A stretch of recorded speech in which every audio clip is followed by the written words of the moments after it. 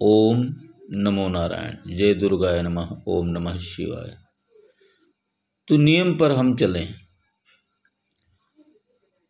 नियम पर जब चलेंगे तो वो नियति जो अनंत ब्रह्मांड में को चला रही है और एक है, जुड़ी हुई है, वो भी हमारे अंदर है और वो सक्रिय होकर के हमारे माइंड को प्रेरणा देने लगती, दिमाग को प्रेरणा देने लगेगी कि आप इधर चलिए तो आपकी उन्नति होगी। लेकिन सबसे पहले आपको दृढ़तापूर्वक नियम से जुड़ना होगा। झूठ नहीं बोलना, नियम पर चलना, परिश्रम करना, अपने परिश्रम की कमाई को खाना। और जो नियम है, जीवन और नियम बड़ी चीज़ है। अगर जीवन खत्म हो गया तो कोई बात नहीं, नियम खत्म हो गया तो नरक है, दुख है, पीड़ा है। और ऐसा जो लोग नहीं समझते हैं वो छल करते हैं, अपने भाई से कर देंगे या पड़ोसी ही कर देंगे। उनका उद्देश्य है कि किसी के छीनने से हमारे पास धन आ जाएगा, किसी का धन चोरी करने से हम अमीर हो जाएंगे, घूस लेने से, किसी घूस लेने से। कोई बेचारा काम कराने आया है तहसील में और कहीं भी, अगर वो सज्जन है, समझता नहीं है, तो उसको बेवकूफ़ बनाकर उसका धन ऐंठ लेना और फिर बाद में उसको मूर्ख बना देना, वापस ना करना। तो ये सब क्या है? ये नियत के विरुद्ध है। आपने कर तो दिया, लेकिन नियत से बलवान कौन है? आप तो एक छोटे से तिनके भी नहीं हैं, आपका पेट फाड़ के निकाल लेगी नियति। तो इस चीज़ को हमको समझना पड़ेगा। इस चीज़ को जो समझेंगे तो एक सैनिक जो युद्ध लड़ता है अपने देशभक्ति के लिए, नियम को धारण कर लेता है, फिर वो देवता बन जाता है, शहीद होता है तो देवताओं की तरह उसका सम्मान होता है। बड़े बाजे गाजे के साथ उसका सम्मान किया जाता है, लोग फूल की मालाएं चढ़ाते हैं। तो ये है नियति। ऐसे ही गरीब अमीर कुछ भी नहीं है। अगर नियत को समझ गया तो वही गरीब आदमी अमीर है, क्योंकि वो नियत से जुड़ गया। और नियत तो अनंत समर्थशाली है, तो वो भी समर्थशाली हो जाता है। ऐसे लोग संत बन जाते हैं, संतों को लोग प्रणाम करते हैं। क्या उनके पास नियति से जुड़ गए? कुछ भी नहीं है, लोग प्रणाम करते हैं, उनका आशीर्वाद लेते हैं।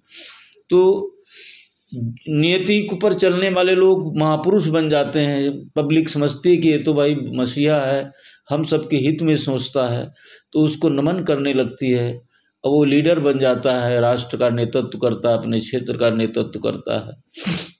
जो जहाँ भी है, अगर वो नियत को पकड़ लेगा, पूरी मात्रा में तो पकड़ नहीं सकता है, 50%, 25% जितना पकड़ेगा उतना ऊंचा उठता हुआ चला जाएगा। महात्मा गांधी को लोग राष्ट्रपिता कहते हैं, क्योंकि इन्होंने नियम को धारण कर लिया था। मौत तो सबकी होती है, नियत पर चलने वाला व्यक्ति मौत की परवाह नहीं करता है, चाहे उसको गोली से मारे या किसी बीमारी से मरे, मौत की कोई परवाह नहीं करता है। आज आप देख लीजिए जितने भी राष्ट्र हैं, और उन राष्ट्रों पर जो लोग राष्ट्र नियम पर चलते हैं वो समृद्ध हैं, समर्थशाली हैं। जो नियम पर नहीं चलते हैं वो वैसे ही, चाहे व्यक्ति हो या राष्ट्र हो या समाज हो।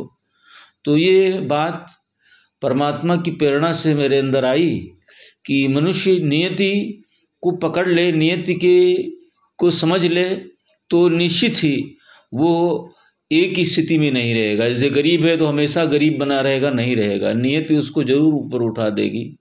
और कहीं भी वो गिर गया हो, किसी ऐसे गरीब समाज में जन्म ले लिया हो जहाँ पर उठने की कोई संभावना नहीं है, तो वहाँ से भी वो नियति उसको उठाएगी, आगे बढ़ाएगी, ले जाएगी और सबको प्रेरणा देने वाला बनाएगी, सामर्थ्यशाली बनाएगी।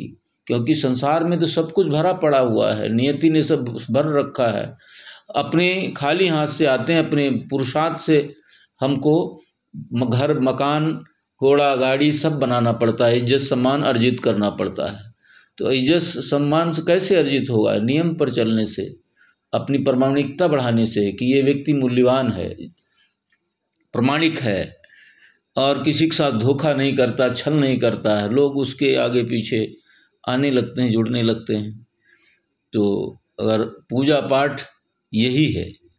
नियत से जुड़ने के लिए हम साधना करते हैं कि नियत से हम जुड़ सके, अपनी हमारी योग्यता विकसित हो जाए कि हम वो नियत जो परम पवित्र है, दैवी है, उससे जुड़ सकें।